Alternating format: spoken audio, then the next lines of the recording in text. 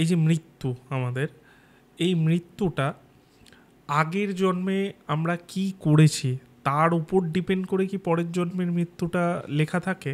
কারণ আমরা দেখি যে কেউ খুব আরামসে, মানে মৃত্যু তো সবসময় বেদনাদায়ক, কিন্তু নর্মালি হঠাৎ করে দেখা গেল মারা গেল, রাত্রিবেলা ঘুমিয়েছে, সকালবেলা উঠে দেখছি আমরা নেই। আবার কেউ খুব কষ্ট পেয়ে মারা যাচ্ছে, মানে ধরো ক্যান্সার হয়েছে, কেমোথেরাপি চলছে, সে জানে, মানে যা শরীরের কন্ডিশন জানে সে বাঁচবে না, কষ্ট পাচ্ছে, কিন্তু সে মৃত্যুটাও আসছে না। আসছে কখন? যখন একদমই তার শরীরে আর কিছু নেই, মানে যত কষ্ট ভোগার ভুগে নিয়েছে তারপর। তো এটা কোথাও কি আগের জন্মের কোনো কার্মিক রিলেশনের জন্য পরের জন্মের মৃত্যু হয়? শুধু আগের জন্ম না, আগের আগের যত জন্ম আছে তার একটা কিউমুলেটিভ এফেক্ট হয়। তার কিন্তু কিউমুলেটিভ এফেক্টে শুধু মৃত্যু না, আমাদের জীবনে সব কিছুই নির্ধারিত হয়। আচ্ছা। মানে শুধু মৃত্যু বলাটা ভুল, কীভাবে মৃত্যু হবে, ইভেন জন্ম থেকে শুরু করে যা কিছু, আমরা কীরকম মা বাবা পাবো, আমরা কীরকম ভাই বোন পাবো, আমরা কোন দেশে, কোন রাজ্যে, কোন জেলায়, কোন পাড়ার প্রতিবেশী পাবো, কোন পাড়াতে জন্মাবো, আমাদের মেধা কীরকম হবে, আমরা কত বেশি চিন্তা করতে পারবো, আমাদের মেধাটা, প্রতিভাটা কী প্রকৃতির হবে, কতটা হবে, ইভেন টাইম লাইনে পর্যন্ত। মানে ধরো আমি বলছি যে আজকের জন্মানো ভালো নাকি ব্রিটিশ ইন্ডিয়াতে বাংলায় জন্মানো ভালো, অবশ্যই এখন জন্মানো বেশি ভালো।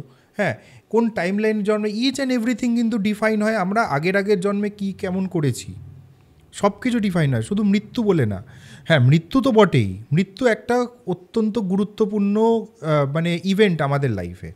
হ্যাঁ, দেখো মৃত্যু কি আগে যেটা বুঝতে হবে, যে আমরা মৃত্যু নিয়ে প্রচণ্ড কিছু চিন্তা করি, ঠিক আছে, কিন্তু এই মৃত্যু অ্যাকচুয়ালি কি, মৃত্যু মানে আমাদের ফিজিক্যাল বডিটা যখন, আমাদের এই যে সূক্ষ্ম শরীর, আমাদের কিন্তু 3 রকম টোটাল শরীর হয়। এই স্থূল শরীর, সূক্ষ্ম শরীর যেটাকে আমরা আত্মা বা জীবাত্মা বলি, আর একটা হচ্ছে কারণ শরীর, ঠিক আছে। এই কারণ শরীর বা কারণ শরীর নয়, সূক্ষ্ম শরীরটা কিন্তু আসল, এই স্থূল শরীরটাকে কিন্তু ও চালনা করে। এই স্থূল কিন্তু এই সব জিনিসের মতো, সব স্থূল জিনিসপত্রের মতো, তুমি একটা ফোন কিনেছো, ফোনটারও তো একটা এক্সপায়ারি ডেট আছে, যে এই টাইমের পর 5 বছর, 6 বছর, 7 বছর পর ফোনটা নষ্ট হয়ে যাবে। তেমনি এই আমাদের ফিজিক্যাল বডিটারও তো একটা এক্সপায়ারি ডেট আছে। এই এক্সপায়ারি ডেট যখন চলে যায় বা কোনো কারণে যদি আমাদের বডিটা নষ্ট হয়ে যায়, তখন কিন্তু আমাদের এই প্রবলেমগুলো হয়, এটা জানবে, মানে এই মৃত্যুটা হয়। মানে ফিজিক্যাল বডি নষ্ট হয়ে যাওয়া মানে হচ্ছে মৃত্যু। মৃত্যুর কিন্তু এর বেশি কোনো কিছু নয়, ফিজিক্যাল বডি নষ্ট হওয়া মানেই হচ্ছে মৃত্যু। এই মৃত্যুটা কিভাবে হবে, হ্যাঁ অবভিয়াসলি অনেক কিছুর উপর তো ডিপেন্ড করেই, ঠিক আছে। তো আমাদের এটা দেখতে হবে যে কার কর্মফল কীরকম আছে না আছে। ধরো খুব হরিফিক কর্ম করেছে, খুব ভয়ঙ্কর কর্ম করেছে, তখন তার মৃত্যুটাও অনেক সময় ভয়ঙ্কর হয়, যন্ত্রণাদায়ক হয়, পেনফুল হয়। হ্যাঁ, আবার দেখবে এই যে তুমি যে বললে যে রাত্রিবেলা ঘুমিয়ে যে সকালবেলা ঘুম থেকে উঠেছে, এটা নেই, তার মানে কি খুব নর্মাল ডেথ হয়েছে, খুব বেশি পেনফুল ডেথ হয়নি, তার মানে কি তার কর্মফল অত বেশি মানে খারাপ ছিল না, তাহলে তার ডেথটা পেনফুল হয়নি। হ্যাঁ, অনেক সময় আমরা এটাও দেখি যে খুব ভালো মানুষের পেনফুল ডেথ হয়েছে। হ্যাঁ, এবার বিষয়টা হচ্ছে যে হয়তো এই জন্মে সে খুব অনেস্ট, খুব পবিত্র জীবনযাপন করেছে, কিন্তু পাস্ট লাইফে, মানে পাস্ট লাইফ মানে শুধু আগের জন্ম বলছি না, আগের কোনো জন্মে খুব হরিফিক কর্ম করেছিল। হ্যাঁ, যেমন বিশ্বের ক্ষেত্রে বলেছিলেন যে মানে শ্রীকৃষ্ণ বলেছিলেন যে তোমার 101তম আগের জন্মে চলে যাও, দেখবে যে তুমি খারাপ কর্ম করেছিলে।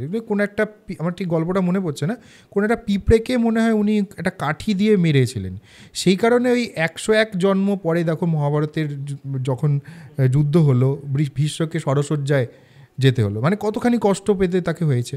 ভীষ্মের জীবনটা কিন্তু ওভারঅল খুব পবিত্র জীবন, সারা জীবন ব্রহ্মচর্য পালন করেছেন, খুব অন্যায় কর্ম সেরকম কিছু করেননি, ঠিক আছে, কিন্তু তার এই ডেথটা তো পেনফুল হলো, মৃত্যুটা পেনফুল হলো। তো এই জিনিসগুলো না অনেক জন্ম আগেরও কিন্তু আমাদের কর্মফল ভুগতে হয়, যেটা আমরা ভাবতেই পারি না। এই প্রশ্নটা আমাকে অনেকেই করেছে, বা আমি এটা পডকাস্টের মাধ্যমে বলতে চাই যে অনেকে জানে, যে জিজ্ঞেস করে যে আমি অমুক ব্যক্তিকে জানি, সে তো খুব পবিত্র জীবনযাপন করেছে, তার সত্ত্বেও তাকে এই কষ্টগুলো কেন পেতে হচ্ছে। হ্যাঁ, তো এর উত্তরটা আর কিছুই নয়, আমরা আগের জন্মে না 100 জন্মে ভীষ্মকে এত কষ্ট ভোগ করতে ছিল, তাহলে আমরা কত না জানি কি করেছি। সেটা এই জন্মের শুধুমাত্র জাজমেন্টে বোঝা যাবে না যে আমরা কেন তার ভালো ফল বা মন্দ ফল ভোগ করছি, বোঝাই যায়। আচ্ছা, তুমি অ্যাস্ট্রোলজিক্যাল দিক দিয়ে আমি একটা প্রশ্ন জিজ্ঞেস করি তোমায়।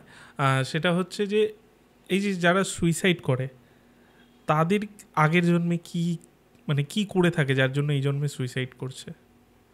দেখো, আগের জন্মে এরকম নির্দিষ্ট কিছু নেই যে এই কাজটা করে থাকলে এই জন্মে সুইসাইড করবে। অ্যাকচুয়ালি সুইসাইড তারাই করে যাদের প্রচুর পরিমাণে খারাপ কর্মফল এই জন্মে তাকে ভোগ করতে হচ্ছে। তার অ্যাস্ট্রোলজিক্যাল কিছু মানে কম্বিনেশন আছে চার্টে, সেটা আমরা বুঝতে পারি। সেইটা কিন্তু কর্মফলের মাধ্যমেই ডিটারমাইন হয়, কর্মফলের মাধ্যমেই কিন্তু আসে যে এই কাজগুলো করলে প্রচুর কর্মফল চেপে আসে। মানে কর্মফল যখন প্রচুর এসে জমে না, তখন বিষয়টা হচ্ছে এই ফিজিক্যাল বডির মধ্যে জীবাত্মা বা আত্মা যাই বলো, সে আর কিন্তু মানে থাকতে পারে না। আচ্ছা, থাকতে পারে না। তো তখন ও কোনো না কোনো কারণে একটা কিন্তু বডিটাকে ছাড়তে চায়। ওই জন্য দেখবে যে এই চিন্তাভাবনাগুলো আসে যে আমি দড়ি দিয়ে ফাঁসি দিয়ে ঝুলে পড়বো বা ট্রেনের সামনে ঝাঁপ দেবো। কোনো না কোনো কারণে ওর মনে হয় যে এই ফিজিক্যাল বডিটাকে যদি আমি নষ্ট করে দিতে পারি তাহলে বোধহয় মুক্ত হবো। যদিও তা হয় না, কিন্তু ওর সেন্সটা ওইভাবে কাজ করে। হ্যাঁ, এটার একটা মানে কারণও আছে। তার কারণ হচ্ছে যে এই যে মৃত্যুর মাধ্যমে না ফিজিক্যাল বডিটা নষ্ট হলে অনেকটা কর্মফল কিন্তু আমাদের হালকা হয়ে যায়। আচ্ছা, হ্যাঁ, মৃত্যু হলে কর্মফলটা কিন্তু হালকা হয়ে যায়, কিন্তু অ্যাকচুয়ালি আত্মহত্যার ক্ষেত্রে ঠিক অপোজিটটা হয়, কর্মফল চেপে যায় এসে। তার কারণ হচ্ছে দেখো, মানে প্রত্যেকটা ব্যক্তি একটা সার্টেন টাইম পিরিয়ড অবধি কিন্তু এই ফিজিক্যাল বডিটা ইউজ করার জন্য এসেছে, যেটাকে আমরা আয়ু বলি আর কি। সার্টেন টাইম পিরিয়ড অবধি এই বডিটাকে ইউজ করার জন্য এসছে। মনে করো ফর এক্সাম্পল কেউ 60 বছরের আয়ু নিয়ে এসছে, 50 ইয়ার্সে সে সুইসাইড করলো, তার মানে কি 10 বছর তাকে কিন্তু এই কর্মফলটা ভোগ করতে হবে। সেজন্য প্রেত শরীরে তাকে কিন্তু অত্যাধিক কর্মফল ভোগ করতে হবে। মানে 10 বছর তো করতেই হবে, যে 10 বছর ওর এখনও পর্যন্ত ক্যারি ফরওয়ার্ড বাকি ছিল, ওই 10 বছর কিন্তু তাকে ভোগ করতেই হবে। প্লাস প্রেত শরীরে যতটা ভোগ করার ছিল ততটা ভোগ করতেই হবে। এবার পরবর্তী জন্মে তার কর্মফল তো অবশ্যই চাপ চেপে যাবে, সেগুলো আমরা অ্যাস্ট্রোলজিক্যাল কিছু কম্বিনেশন দেখে বুঝতে পারি। আচ্ছা, আমি বলছি যে মানে কি এমন থাকলে, মানে এটা কি অন ক্যামেরা বলা যাবে যে কি এমন থাকলে তোমরা ভাবো যে এর সুইসাইড করার চান্সেস আছে? আর তার কি 100% হয়, মানে তুমি কি দেখেছো যে এর চান্সেস আছে আর সে করেছেও না? ওটা অনেক সময় ওই বলে না ফাড়া কাটিয়ে দিলে আর হয় না, মানে ফাড়া তো কাটানো যায় না, মানে ওই সময়টা সাবধান থাকলে আর হয় না, এরকমও হয়? দেখো, যতদূর আমার নলেজ আছে ফাড়া পুরোপুরি কাটে না। আচ্ছা, হ্যাঁ, মানে মনে করো কারোর ফাড়াতে পা কাটা যাওয়ার কথা ছিল, ফাড়া কাটালো মানে কি কর্মফলটা কিছুটা লুজেন আপ করে দিল, কিছুটা হালকা করে দিল কোনো কিছু ক্রিয়াটিয়া করে। হ্যাঁ, তো তাতে কি হয়, পাটা কাটা যাবে না ঠিকই, তাতে পাটা অ্যাক্সিডেন্ট হয়ে হয়তো ভাঙবে। হ্যাঁ, তাকে হয়তো 1 মাস 2 মাস বিছানায় শুয়ে থাকতে হবে, পাটা কাটা যাওয়ার থেকে তো ভালো। তো এই জিনিসটা হয়। এবার তোমার যেটা প্রশ্ন ছিল যে সুইসাইড করবে কিনা, বোঝা যায় কিনা, না আমি এরকম দেখিনি যে এর চকে দেখেছি সুইসাইড ছিল, সুইসাইড করেছে, এরকম আমি দেখিনি। তবে কিছু কম্বিনেশান আছে, আমি মানে আমার দেখা ব্যক্তিগত দেখা না, কিছু কম্বিনেশান অবশ্যই আছে। যেমন অষ্টমপতি দ্বাদশপতির সংযোগ যদি লগ্নে থাকে বা লগ্নপতির সাথে খুব দুর্বল হয়, তাহলে তার একটা টেন্ডেন্সি থাকবে যে তার কোনো না কোনো অ্যাক্সিডেন্টাল ডেথ, এই মানে অ্যাক্সিডেন্টাল ডেথ বলতে আমি বলছি যে প্রিম্যাচিওর ডেথ, মানে অকাল মৃত্যু ঘটার যোগ কিন্তু তার খুব বেড়ে যায়। মানে আমি এটা একটা বেসিক একটা মানে ফর্মুলা বললাম, আর অনেক কিছু দেখতে হয়, আর অনেক কিছু ছকের মধ্যে বিচার করে দেখতে হয়। আমি অতটা ডিটেলসে আমি বলতে পারবো না। হ্যাঁ, তো এটাই। এই ধরো কেউ আবার মার্ডার করছে, হ্যাঁ, তাদের তো কর্মফল মানে কর্ম তো খুবই বাজে, কারণ কাউকে খুন করছে, তো তাদের ক্ষেত্রে কি হয়? মৃত্যুর পরে কি হয় জিজ্ঞেস করছো? মৃত্যুর পরে না, মানে তাদের এই যে কর্মফলটা তারা বাজে একটা কর্ম করছে, তার কর্মফল কি কি হতে পারে, মানে পরবর্তী জীবনে বা তারপরই? দেখো, শুধু মার্ডার বলে না, যে কোনো ধরনের অপরাধ করলে না, সে অ্যাকচুয়ালি নিজের পায়ে নিজেই কুড়ুল মারে। কারণ তার এই কর্মফল কর্ম ঋণ জমে যাচ্ছে। মনে করো কোনো একজন ব্যক্তিকে হত্যা করলো, তাহলে যাকে হত্যা করলো না তার কর্মফলের অনেকখানি ভাগ তার মাথায় এসে পড়লো, আচ্ছা, তার ঘাড়ে এসে পড়লো। এবার ওই জন্মে হোক বা পরের কোনো জন্ম হোক, নেক্সট জন্মেই যে হবে তার কোনো মানে নেই, পরের যে কোনো জন্মে হোক, ওই যে ব্যক্তিকে হত্যা করেছে তার কর্মফল কিন্তু তার ঘাড়ে এসে চাপবে, তার ভোগ্য কর্মগুলো কিন্তু তার এসে জমবে। এবং যে হত্যা হলো, মানে যে মারা গেল, তার কিন্তু কর্মফল অনেকটা কমে গেল, কিন্তু তার উল্টে ভালো হলো। হ্যাঁ, উল্টে কিন্তু ভালো, মানে কর্মফলের দিক থেকে মানে হত্যা হওয়া ভালো নয়, হ্যাঁ, অবশ্যই তার একটা যন্ত্রণাদায়ক মৃত্যু হলো।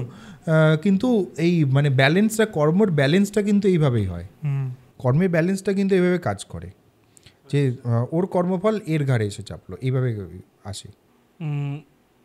এবার ধরো মার্ডার হলো না, কিন্তু এই যেটা বলছিলে যে অ্যাক্সিডেন্ট হলো, সেক্ষেত্রে সে তো জানতো না তার অ্যাক্সিডেন্ট হবে, আচমকাই হয়ে গেল, তার ক্ষেত্রে আমি বলবো যে মানে কর্মফলের এটা তো কিছু নেই, তার কারণ হচ্ছে সেই নিজের কর্মফলেই এই অ্যাক্সিডেন্ট কর্মফলেই হয়েছে। হ্যাঁ, ও নিজের কর্মফলে হয়েছে। অ্যাক্সিডেন্ট সবসময় নিজের শুধু অ্যাক্সিডেন্ট, সব কিছুই।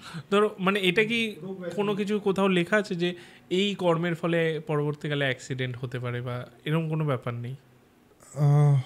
হ্যাঁ, এরকম হয়। ধরো আমরা অজান্তেও তো অনেক অন্যায় করে ফেলি, কিন্তু অজান্তে করা অন্যায়েরও কিন্তু আমাদের শাস্তি পেতে হয়। সেই কারণে আমাদের অজান্তেই, আমাদের চেষ্টা ছাড়াই এই অ্যাক্সিডেন্ট বা বড় কোনো রোগ ব্যাধি এগুলো আমাদের ঘাড়ে এসে পড়ে, সেইভাবে এগুলো কাজ করে। এরকমই বিভিন্ন আরও ক্লিপস পাওয়ার জন্য, আরও বিষয়ে জানার জন্য আমাদের এই চ্যানেল ইউটিএস ক্লিপসকে অবশ্যই সাবস্ক্রাইব করুন।